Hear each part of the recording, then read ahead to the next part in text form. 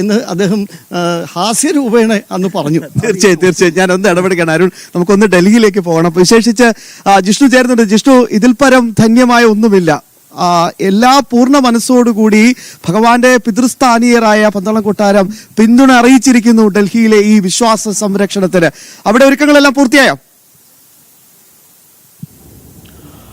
ശ്യാമരുൺ, നമസ്തേ. സ്വാമി ശരണം. ഞാനിപ്പോഴുള്ളത് ഡൽഹിയിൽ R K പുരം അയ്യപ്പ ക്ഷേത്രത്തിന്റെ പുണ്യഭൂമിയിലാണ്. ഈ പുണ്യഭൂമിയിലാണ് ഇന്നിപ്പോൾ സൂചിപ്പിച്ചതുപോലെ അയ്യപ്പ ഭക്ത സംഗമവും അയ്യപ്പ ജ്യോതിയും നടക്കുന്നത്. വൈകിട്ട് 5:30 അതിന്റെ പരിപാടികൾ ആരംഭിക്കും. സൂചിപ്പിച്ചതുപോലെ ഭക്ത സംഗമമാണ്.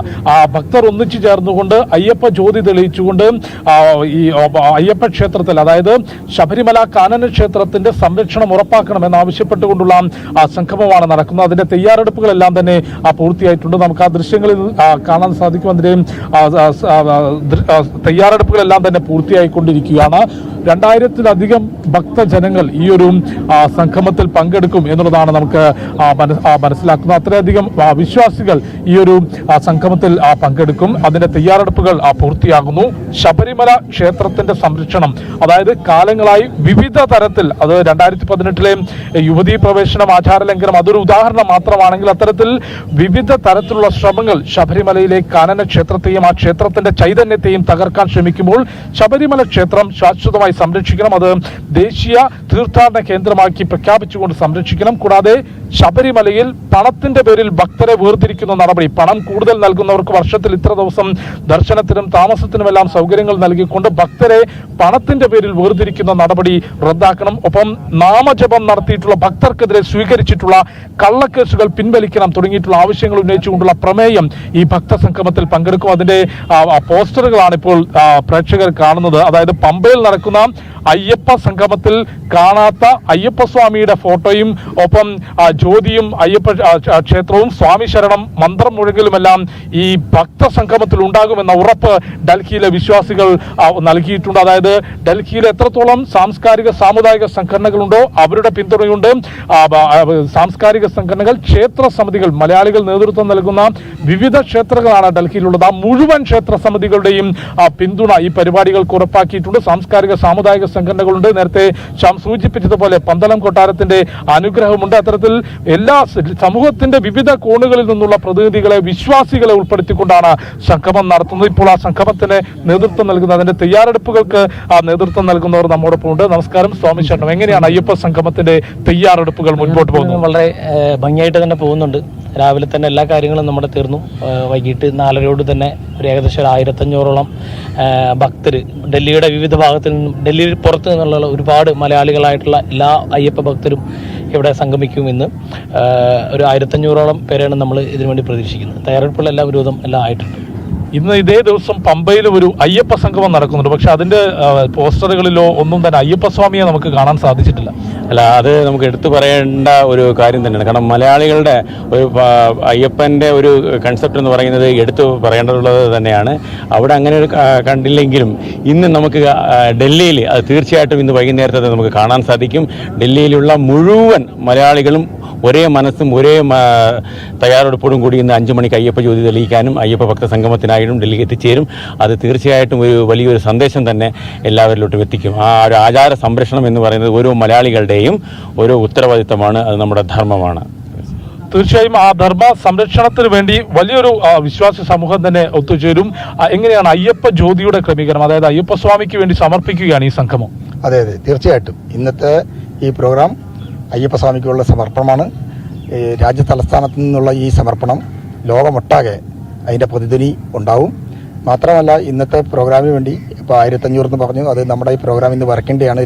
തുടക്ക സമയത്താണ് ഈ പ്രോഗ്രാമിൻ്റെ ഏകദേശം അയ്യപ്പ ജ്യോതിയുടെ സമയമാക്കി ഒരു 3000-3500 പേരെയാണ് ഞങ്ങൾ പ്രതീക്ഷിക്കുന്നത്. അതിനുള്ള തയ്യാറെടുപ്പുകൾ ഇവിടെ നടന്നുകൊണ്ടിരിക്കുകയാണ്.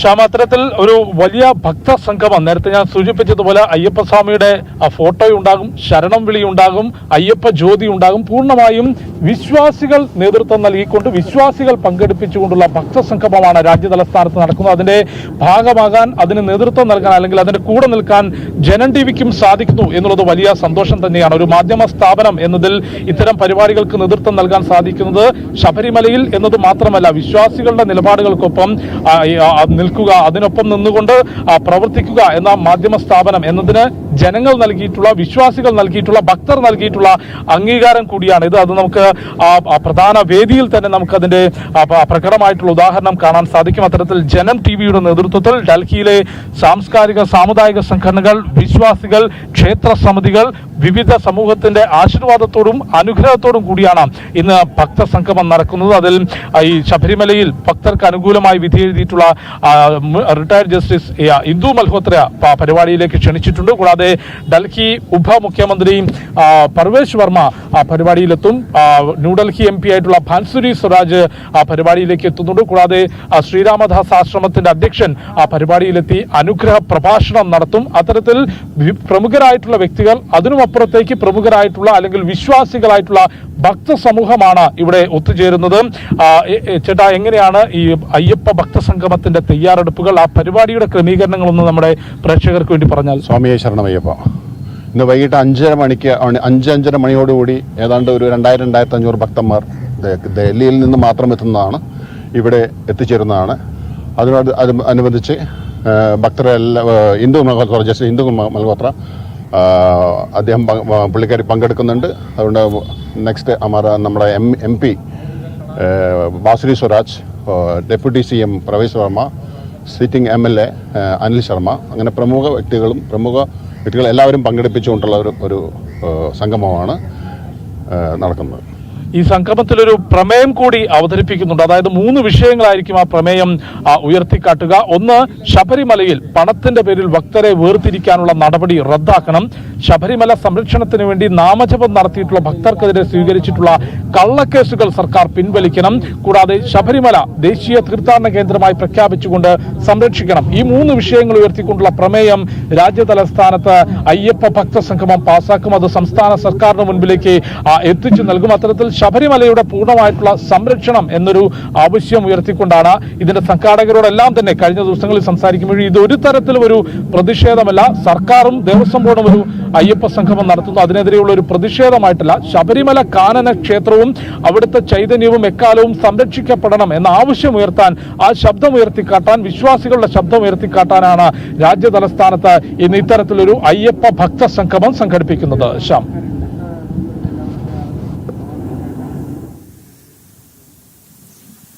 ജിഷു, അത് തന്നെയാണ് ഏറ്റവും പ്രധാനപ്പെട്ട ചോദ്യം. അത് തന്നെയാണ്, ഈ ചൈതന്യത്തെ ഇല്ലാതാക്കാൻ എന്തൊക്കെ അതിശയപകരമായ പരാമർശങ്ങളാണ് CPM-ന്റെ നേതാക്കന്മാർ നടത്തിയത്. എന്തൊക്കെ ഈ ഒരു പുണ്യഭൂമിയിൽ വെച്ച് അത് നമുക്ക് പറയാൻ ബുദ്ധിമുട്ടുണ്ട്.